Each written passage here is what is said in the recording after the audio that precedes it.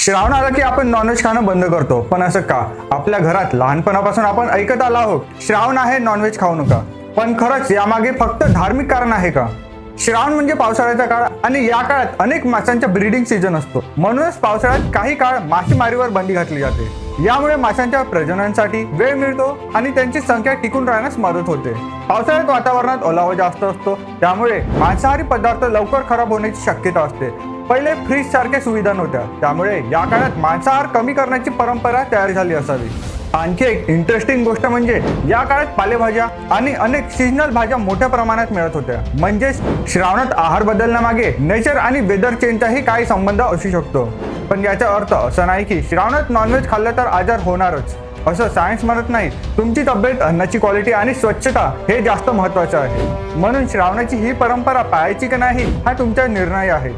पण एक गोष्ट नक्कीच, आपल्या जुन्या परंपरामागे नेमकी काय कारणे होती हे समजून घेणं जास्त इंटरेस्टिंग आहे.